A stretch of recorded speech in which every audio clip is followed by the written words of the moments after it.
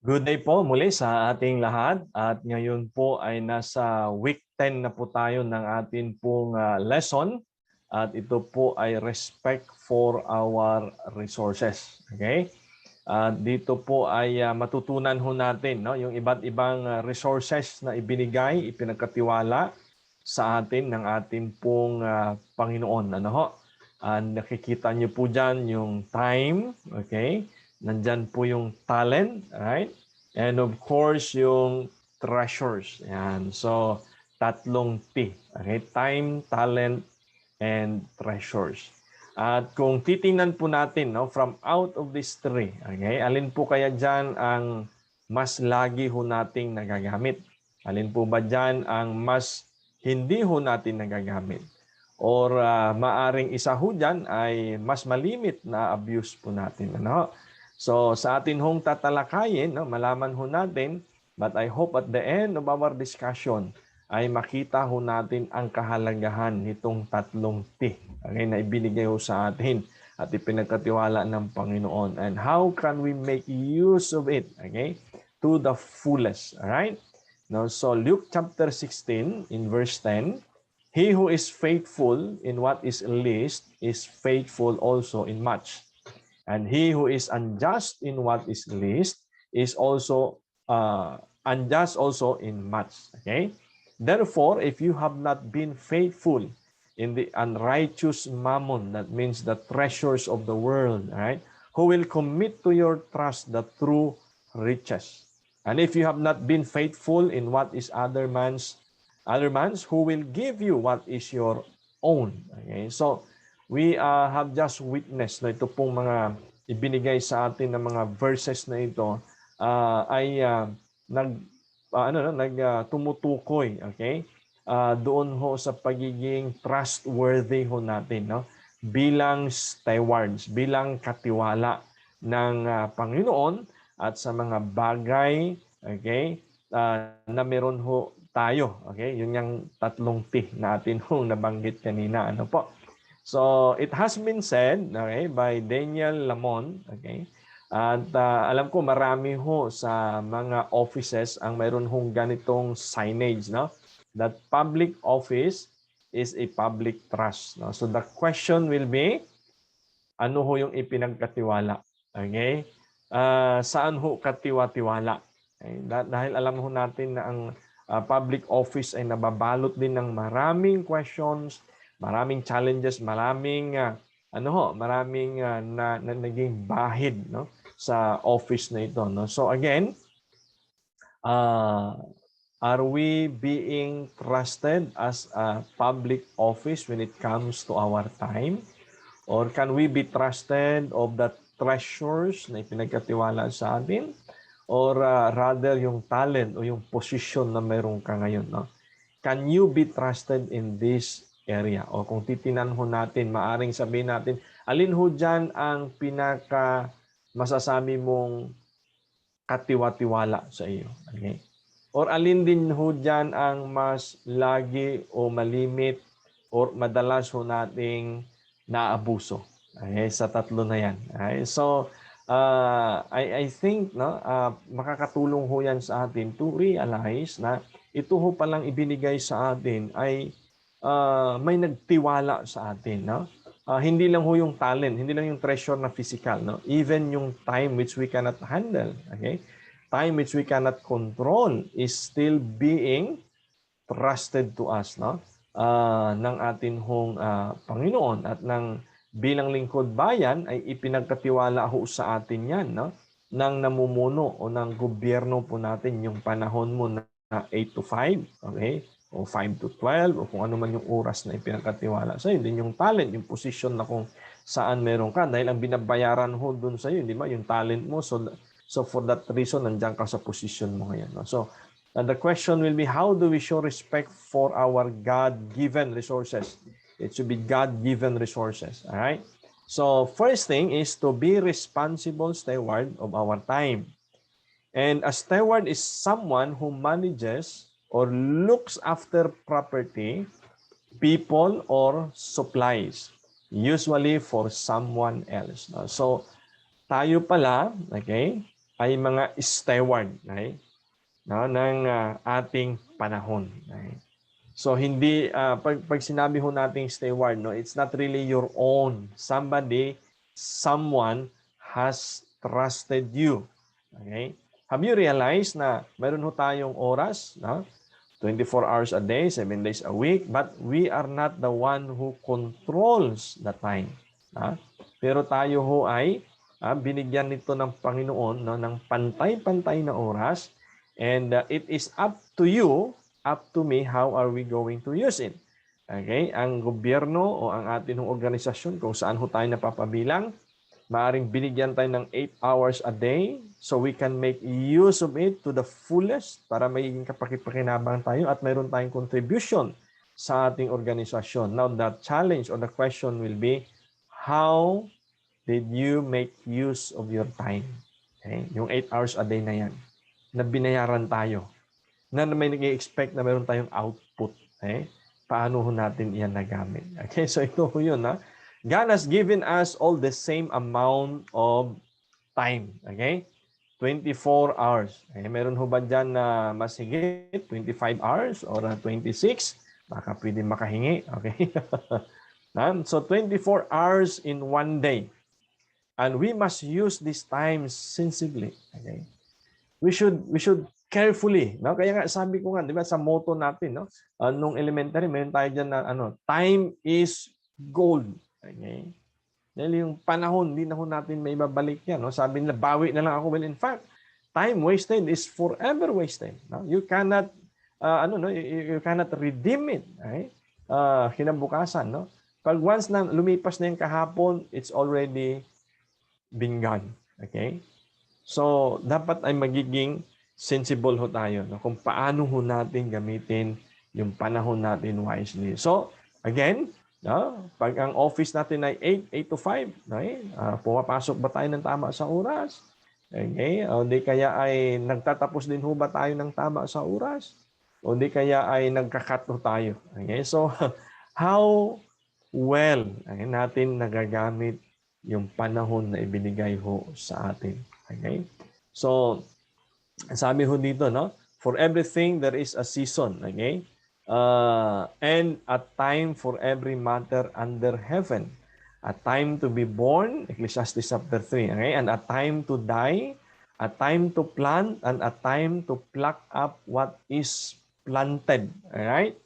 So dito ho mga kapatid, na makikita po natin na sa bawat sa bawat ganap, no, o pangyayari sa buhay natin, no, even yung preacher, no, even the word of God has reminded us na ito po ay mayroong kani-kaniyang panahon. Napansin niyo diyan, no? Sabi niya, a season or a time to be born and a time to die.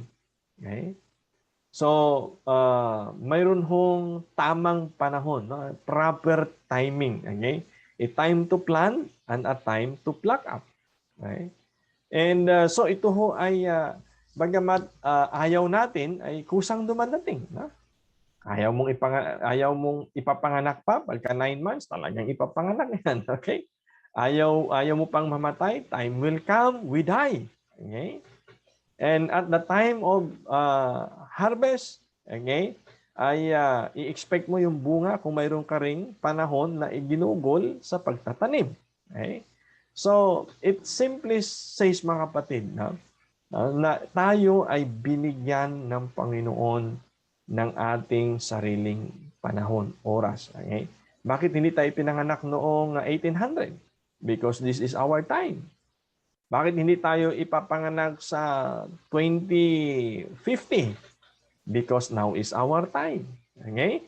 So, the question is, how are we going to use this time? Okay? Binigyan ho tayo ni David ng reminders, okay, sa kanyang sinulat, no? Psalms 90:10. The years of our life, sabi niya, are 70. Okay? Or even by reason of strength, 80. Okay? So nilagyan ko dyan, 0 to 80. Okay? So yun po yung time span na ibinigay sa atin ng Panginoon, no? According kay David. And which is very true. Okay? Yung average lifespan natin ng mga Filipino, 60 nga lang, hindi nasa 60 plus. Okay? Yet their span is but toil and trouble. They are soon gone and we fly away. Okay? So yung 70, yun yung average. 80, if by the reason of strength, that means kung maingat ka sa katawan mo, okay? Wala kang masyadong bisyo, maalaga ka, healthy kinakain mo, di ba? Nagkakaroon ka ng proper rest. So you will have a blessings of 80 years old. But alam natin, no? Undeniably, mayroon ho nakaraanap po abot ng 90. Seldom yung 100. O, di ba? But then, yung average, 70, 60, 70. Yeah. So, nandun ho yung buhay ng tao. Yun yung time given to you and to me. Now, how are we going to use it? It depends on you. So, ang tanong ngayon, out of 0 to 80, ilang taong ka na? Okay? So, of course, 40 yung gitna. Okay? So, ilang taong ka na? Okay? Ako, kakalampas ko lang sa sa gitna. Oh. So, sa mga kasamahan ko ngayon, ay, nakikinig, no? Asan ka na dyan? Siguro majority sa atin, okay? Majority sa atin ay higit na sa kalahati. So that means, sinabi kanina sa Ecclesiastes chapter 3, that there is a time to be born, and lo and behold, we will wait for that time to die. So how are you going to use that remaining years of your life will matters. Okay? And I hope na upon hearing this word, no, you will think through, okay? You will meditate, maaaring mamaya, okay? Mamayang gabi o bukas, makalawa, okay? Na ano nga bang gagawin ko sa nalalabi kong mga oras? So, I hope you will give some time to devote to serve God and be faithful to God. And of course, to devote yourself to your family, to your wife, to your husband, to your children, and give some time, no, equality, no, time for your family and loved ones. No? For lo and behold, one of these days, sabi niya, soon we gone and we fly away. Okay? Sana ho paglisan natin dito sa mundo, okay, hindi ho tayo magsisisi. Una, sa patutunguhan natin. Okay? Pangalawa, sa iiwan ho natin dito. Naalis tayo na sila may kapayapaan sa kanilang kasisipan. Ngunit magkaroon lang sila ng kapayapaan at tayo rin kapag mayroon ho tayong kasiguruhan sa ating patutunguhan. At yan ho ang itinuturo ng Biblia sa John 14:6 when Jesus said, I am the way, the truth, and the life, and no one comes to the Father but by me.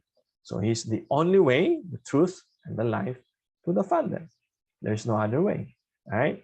So next is be a responsible steward of our talent. Okay? So kanina time, ngayon talent. Okay?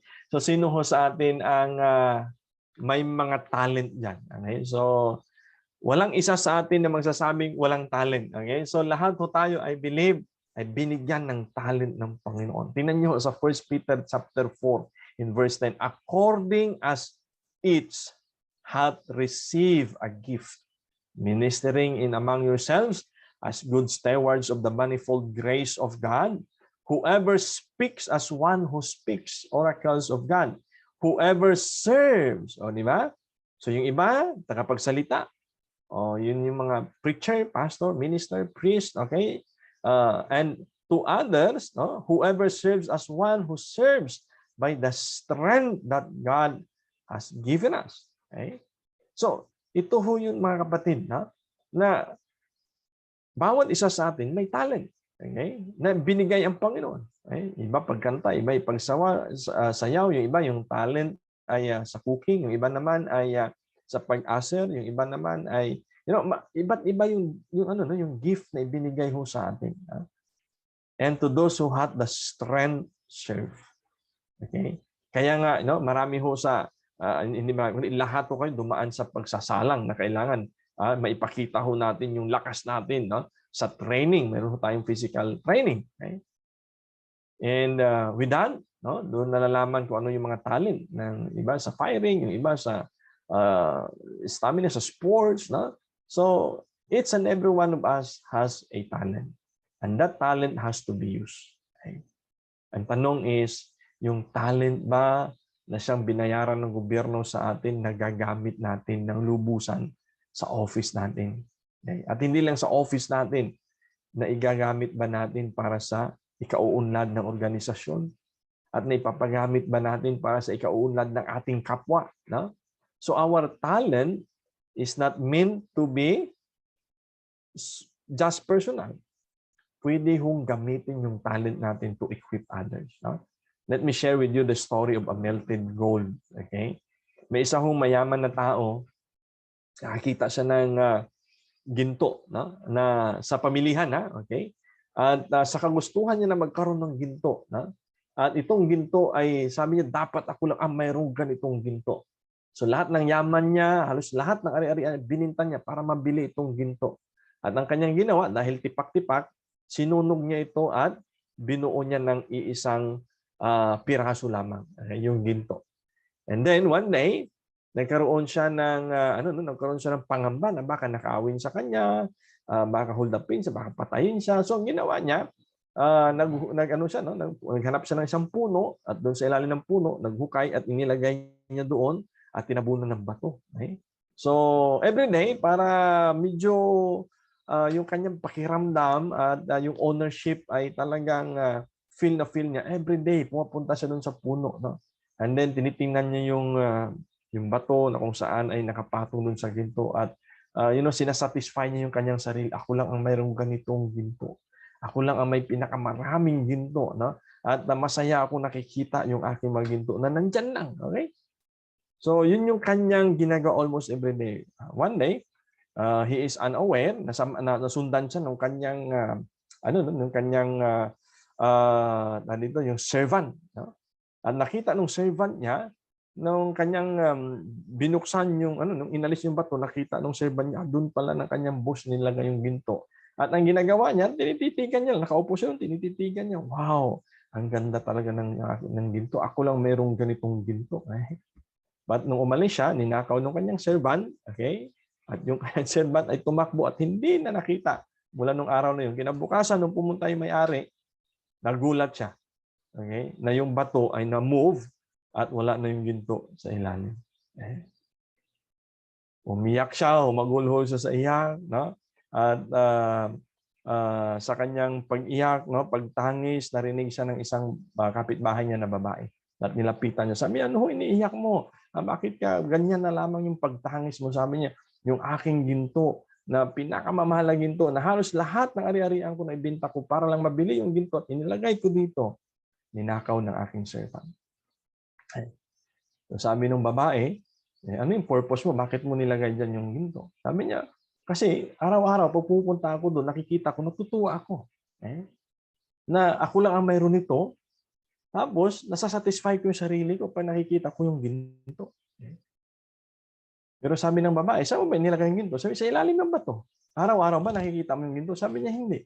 Basta alam ko nandyan yung ginto ko. Kailan nalaman ko, wala na kasi yung bato, wala na doon. Sabi ng babae, okay, para magtahang ka.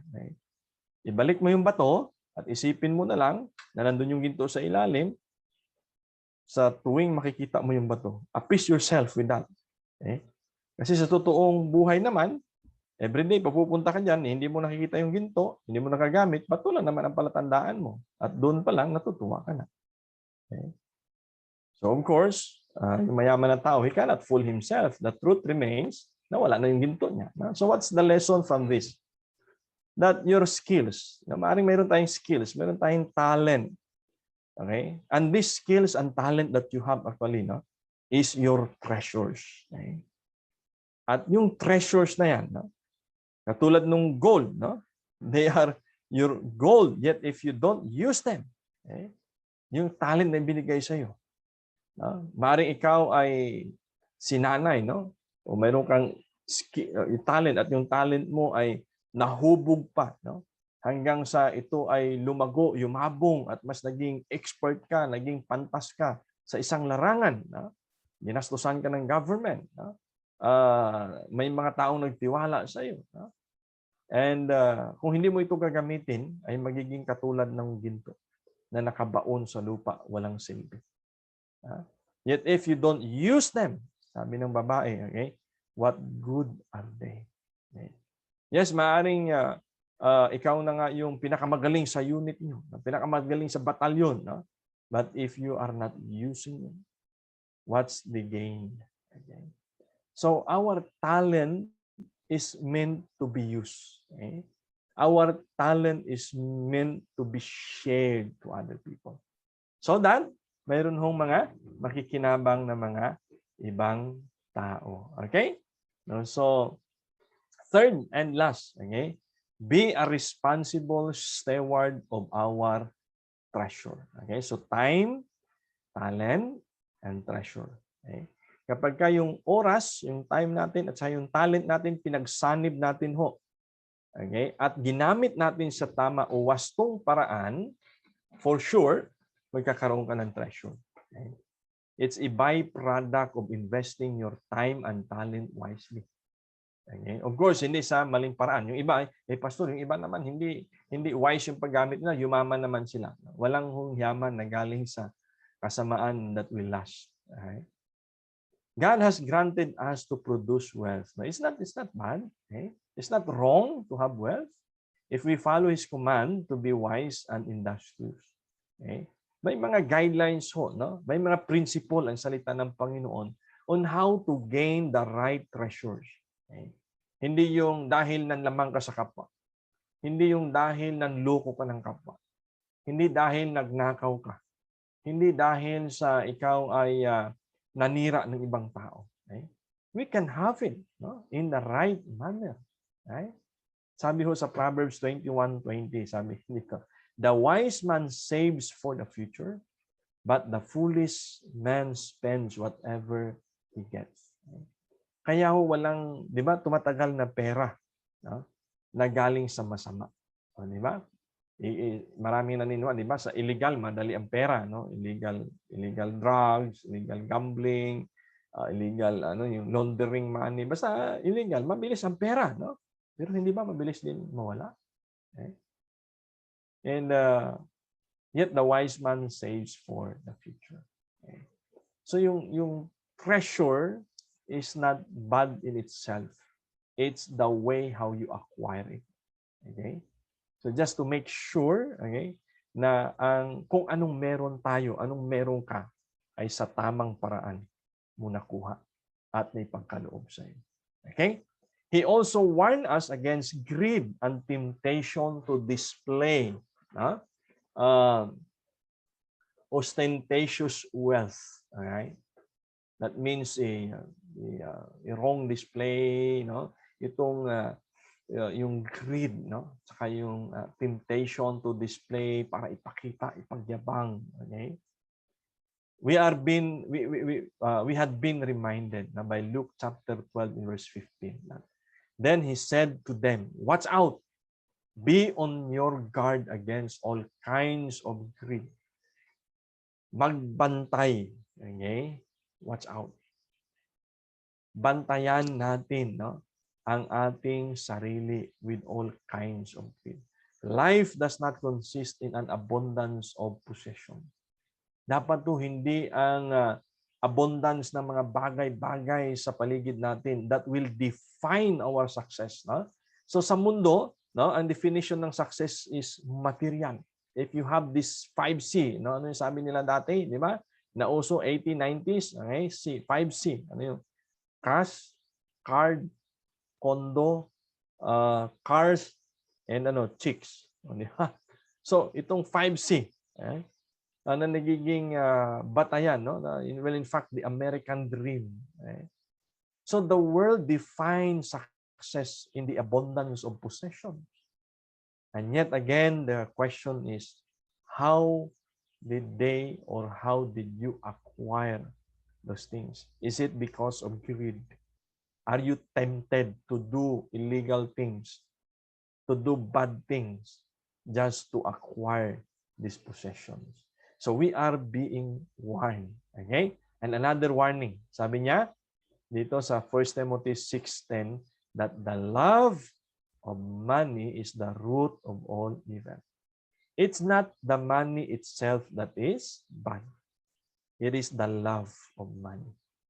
Okay? Money in itself is useful. Okay? Araw-araw, pagka tayo ay pupunta sa office, napapagasolina tayo, kailangan natin ng money. Pag nagluto ka sa kalan mo, kailangan mo ng pera, pambili mo. No? So money is a good defense. Okay? Money is a good servant, but a bad master. Okay? Make sure that you own your money, not your money owns you. Okay? So we have to guard ourselves, okay, from the treasures. Right? Nothing bad about treasures. It's the way you acquire it. Right? So I hope na tayo po ngayong araw na ito ay na-remind na magiging steward ng ating pong mga resources, ng ating treasures. Of course, yung time, talent, and resources. After all, mga kapatid, anumang ipinagkatiwala sa atin ng Panginoon, mananagot ho tayo sa Kanya. Okay? So anuman hong ipinagkatiwala sa atin ng Master, di ba? Pag ipinagkatiwala at pinagkatiwalaan ka, there will come a day, the day of reckoning. The day of, either i-reward ka or either i-punish ka. So I hope that we will be a responsible steward. So my prayer is that you will have a good discussion sa inyo pong mga breakout rooms this morning. No, you ask yourself and maybe yung kasamahan nyo, paano nyo nagagamit itong mga resources na ibinigay sa inyo? Paano nyo nagamit yung time? Okay? Are you honest with your time pagdating ho sa trabaho? Are you honest with the treasures na ipinagkatiwala sa iyo? Okay? At ikaw ba ay nagagamit mo yung talent na binabayaran sa iyo ng gobyerno? Okay? So wala ho bang nasasayang? Okay? So I hope that we will indeed be faithful stewards. Thank you and God bless us all.